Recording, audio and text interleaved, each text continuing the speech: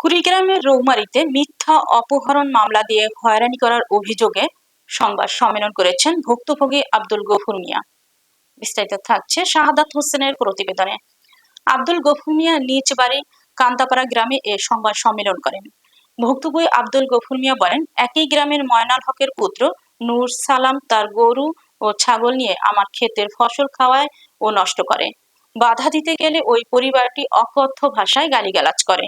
ঘটনার দিন নূর সালামের ছাগল আমার বেগুনের ক্ষেত খায়। আমার ছেলে কামাল বাধা দিতে গেলে তাকে ধরে এলোপাতাড়িভাবে মারপিট করে আটকে রাখে। পরে গ্রামবাসীরা উদ্ধার করে বাড়িতে আনেন।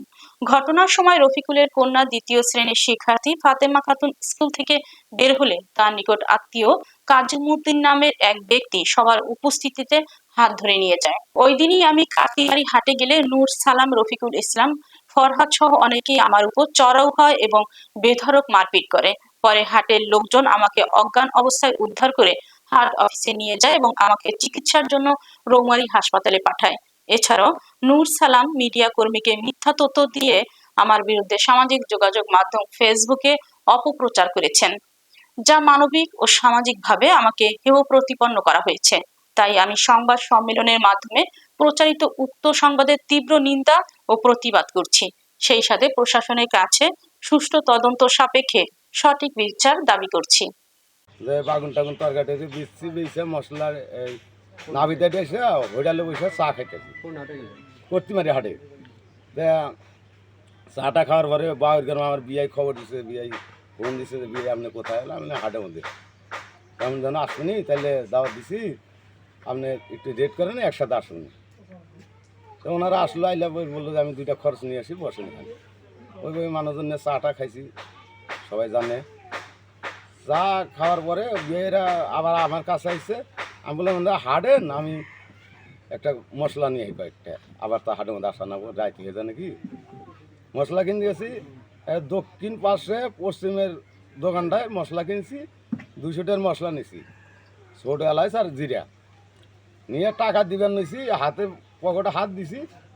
ওবি হুমকিতে এসে নুসলাম আমার কাছে ভালো হলো কিল, মাথার মধ্যে কিল ভালোই ধাক্কা দিছে। ওর পিছিয়ে ওর বেড়াইছে, বেড়া হয়েছে কিল, তারপর জহর দিয়েছে কিল। উত্তর পাশের দিকে ওই রবিকুল আর রবিকুলের বেড়া রফিক আইসা আমাকে কিল ফালাইলো।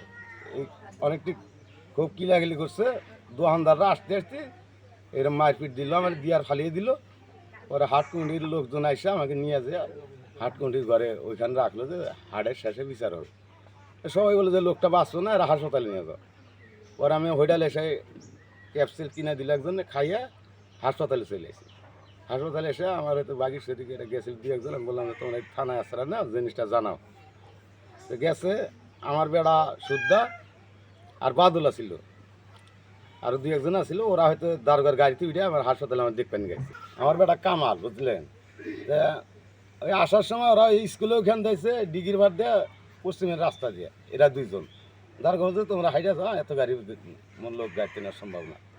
এরা আসতেই সোধাইছে হাসপাতালে যাবো, তাহলে এই সোধা ওখান থেকে পিছন দিকে এসে